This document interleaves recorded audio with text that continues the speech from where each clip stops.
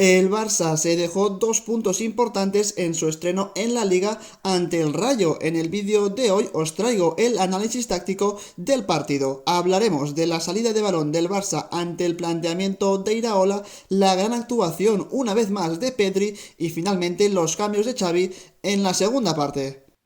¡Mira que le pega! ¡Gol, gol, gol, gol, gol! ¡Golazo! Xavi nos sorprendió en el debut liguero del Barça y salió con la alineación y con la formación que todos esperábamos después de unas grandes sensaciones en la pretemporada, con el 4-3-3 habitual, como se puede ver en esta imagen, centrales para Christensen y Eric García. Era evidente que Xavi lo que buscaba en el partido de ayer era jugadores con un buen pie para favorecer la salida de balón, los laterales para Jordi Alba y Ronald Araujo, un Araujo que es cierto que con balón sufrió bastante en los primeros metros del Barça, y en el centro del campo el inamovible con Busquets, Gavi y Pedri. Por su parte, el Rayo de Iraola, que es un equipo que suele ser bastante valiente, salió con un 4-4-2 muy claro, al menos en la fase defensiva, aunque es cierto que, como vemos en esta imagen, muchas veces cuando el Barça intentaba sacar el balón jugado desde atrás, había uno de los dos jugadores que ocupaban la posición del doble pivote que se salía de esa zona para intentar cubrir un posible pase hacia Busquets y así dificultar algo más la salida de balón del Barça. Lo primero que vamos a ver en este vídeo es cómo el Barça consiguió superar el gran planteamiento de Iraola y del Rayo Vallecano, que tenían muy clara su consigna, que era la de intentar aislar del juego a Busquets, y de hecho en los primeros metros lo consiguieron. Aquí vemos claramente cómo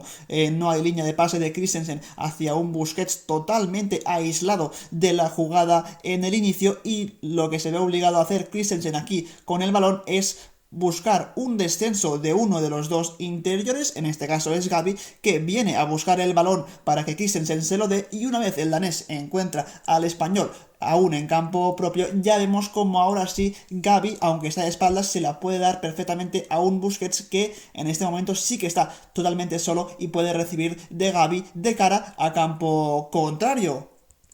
Por lo tanto, la consigna del Barça en estos primeros metros en salida de balón era muy clara: buscar un pase de central a un interior y después ya sí del interior al pivote, en este caso Busquets, para encontrarle más adelante en la jugada y no en un principio, que es lo que intentaba el Rayo evitar. De hecho, este tipo de jugadas se repitió durante toda la primera parte sobre todo, y aquí vemos un nuevo ejemplo donde Christensen tiene el balón, Óscar Trejo es el jugador que tapa la línea de pase hacia Busquets, por lo que el pivote del Barça no puede recibir en ningún momento en este caso, y aquí Christensen hace de nuevo lo mismo que en la jugada anterior: encontrar a un Gavi que vuelve a bajar su posición, que vuelve a retrasar su posición sobre el terreno de juego. Christensen encuentra perfectamente a Gavi y Gavi ya de primeras se la da a Busquets de cara. ¿Qué pasa aquí? Que hay un jugador que es el que está sobre Pedri, que salta sobre Busquets para intentar incomodarle una vez reciba ese pase de Gavi, pero muy inteligentemente Busquets aquí encuentra un pase perfecto para Pedri, que está solo porque evidentemente su marcador se ha ido a por Busquets y le ha dejado totalmente solo en ese centro del campo. Busquets encuentra evidentemente a Pedri y ahí el futbolista canario puede recibir con espacio y tiempo para progresar, por lo que el Barça consiguió,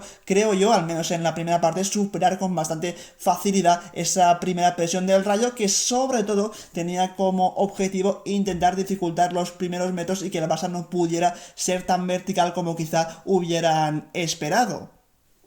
Y ahora quiero que os fijéis sobre todo en esta jugada, que es muy parecida, prácticamente calcada que la anterior. Se sigue el mismo procedimiento de central, interior, pivote. Es Christensen el que tiene el balón nuevamente ante la buena presión del Rayo, evitando a Busquets. Aquí Christensen tiene que tocar con un Gavi que vuelve a aparecer para recibir ese pase de Christensen. Una vez controla el balón Gavi de primeras y de espaldas a portería, se la da y habilita a un Busquets que en este caso ya está totalmente solo para recibir, y no solo recibir sino conducir más o menos hasta la zona del centro del campo. Y una vez lo hace, vemos como ante una defensa tan adelantada como la del Rayo Vallecano ayer, es Dembélé el que le marca ese desmarque al espacio a un Busquets que evidentemente habilita al futbolista francés que consigue llegar hasta línea de fondo con el balón, y aquí lo que me parece muy interesante es que una vez tiene el balón Ousmane Dembélé y puede encarar en el 1 contra 1 a su marcador, hay dos jugadores del Barça que son Pedri y Lewandowski los que atacan el área para intentar buscar un centro lateral y ser ellos los dos principales rematadores, y lo que hace aquí Rafinha es todo lo contrario. En vez de entrar al área para poder rematar, lo que hace es venirse hacia adentro por si acaso quizá pueda recibir un pase de Ousmane Dembélé. Que de hecho es lo que acaba pasando, porque Dembélé entra dentro del área muy cubierto por varios jugadores del Rayo. Pedri y Lewandowski esperan un posible centro más o menos a la altura del punto de penalti. Eso digamos que distrae la atención de la mayoría de jugadores del Rayo, y es ahí donde se abre un pase muy claro de Ousmane Dembélé para Rafinha, que se ha venido hacia adentro. Dembélé se lo da al futbolista brasileño, que fijaos en la posición en la que puede acabar esa jugada. El remate de Rafinha se marchó alto, bastante desviado, pero era una jugada clarísima, que sobre todo lo importante es que se ha iniciado a partir de esa combinación central-interior pivote, y a partir de ahí es cuando el Barça ha podido correr y ha podido acabar la jugada con ese remate de Rafinha. Si hay un jugador que estuvo especialmente entonado en este Barça, como ya viene siendo habitual, este fue Pedri, y es que una vez más se movió a la perfección entre líneas, como podemos ver en esta imagen. Está entre la línea del centro del campo y la línea defensiva totalmente solo en el centro del campo, porque él mismo se ha buscado ese espacio para poder recibir un pase de su portero, de Ter Stegen, que evidentemente con la precisión que tiene con el juego de pies le encuentra en esa zona del terreno de juego, y una vez recibe el futbolista canario vemos cómo rápidamente se le tiran encima hasta dos jugadores del Rayo para intentar que no pueda progresar, pero aún así Pedri muy inteligentemente controla el balón con el muslo, y después prácticamente de volea envía un pase buenísimo en el único espacio que existe para encontrar a Rafinha, que es ese espacio entre central y lateral del Rayo, para que el futbolista brasileño al espacio pueda conducir y pueda atacar esa jugada del Barça que se ha fabricado totalmente solo Pedri. Y no es la única jugada en la que Pedri se fabrica prácticamente él solo la jugada del Barça, o al menos hace que su equipo pueda ganar metros, porque aquí vemos cómo es Christensen quien tiene el balón, va a encontrar a Busquets solo en el inicio de la jugada, pero quiero que os fijéis sobre todo donde está Pedri. Está prácticamente a la altura de Lewandowski, entre central y lateral del Rayo, por lo que está muy lejos de la jugada, de donde se está produciendo la acción. Una vez recibe Busquets, es Pedri muy inteligentemente el que sale de esa zona entre central y lateral del Rayo para venirse a atacar el espacio que existe entre líneas, y así poder recibir perfectamente ese pase de Busquets. Una vez recibe Pedri de Busquets, ya vemos cómo es otra gran jugada de peligro para el Barça, porque es prácticamente un 4 contra 4. Por mala suerte para el equipo de Xavi, evidentemente este tipo de transiciones ofensivas en ningún momento se acabaron de aprovechar al 100% y no hubo goles por parte del Barça. Fijaos también en esta acción, nuevamente Pedri fluyendo muy bien entre la línea defensiva y la línea de centro del campo del Rayo, pero también es muy interesante ver que Lewandowski está fijando él solito a dos de los jugadores del Rayo, a los dos centrales, por lo que eso habilita un cierto espacio para que Pedri pueda aparecer. Aquí Christensen lo que va a hacer es combinar con Busquets, que en este caso sí que hay un pequeño espacio para que pueda recibir, y una vez el futbolista español recibe en el centro del campo, rápidamente habilita con la pierna zurda a un Pedri, que en el momento en el que recibe ya vemos cómo se le tiran hasta tres jugadores del Rayo encima para que no pueda recibir solo, para que no pueda progresar, porque saben perfectamente que Pedri era el jugador más peligroso del Barça, el que iniciaba las jugadas y el que realmente mantenía esa sensación de peligro sobre la portería del Rayo. Finalmente quiero que veáis algunos de los cambios que se produjeron en la segunda parte, que tampoco acabaron de funcionar del todo, porque entró Sergi Roberto para jugar como lateral derecho y desplazar de nuevo a Araujo a su posición natural, que es la de central. Muy poca incidencia de Sergi Roberto por esa banda derecha, algo que indica que quizá el Barça donde anda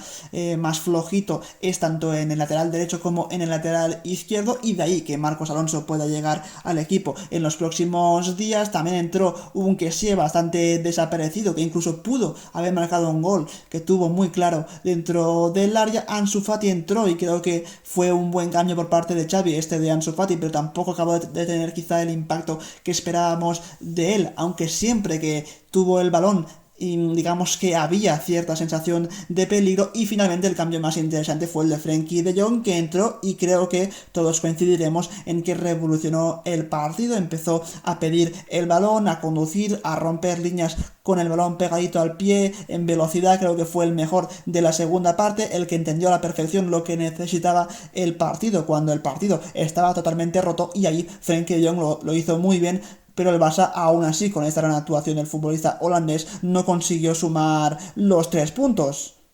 Para mí, lo que falló en el Barça no fue tanto la puesta en escena, porque creo que el equipo entendió a la perfección de qué manera había que salir desde atrás con el balón jugado para superar el planteamiento del Rayo. El problema creo que estuvo más arriba, en la delantera, donde ni Lewandowski, ni Rafinha, ni Dembélé estuvieron al 100%, no estuvieron del todo acertados, y porque creo que ante un equipo que sube tanto su línea defensiva como la del Rayo y deja tantos espacios atrás, se necesitan otro tipo de extremos. Tanto Dembélé como Rafinha son jugadores de pedir el balón al pie, de irlo a buscar más hacia atrás y después ya encarar. Quizá para este partido se necesitaba otro tipo de extremo, como lo es por ejemplo Ansu Fati, Ferran Torres o incluso Pierre-Emerick Aubameyang, jugadores que busquen el espacio constantemente, que ataquen la espalda de la defensa rival. Y por eso creo que Xavi quizá fue uno de los principales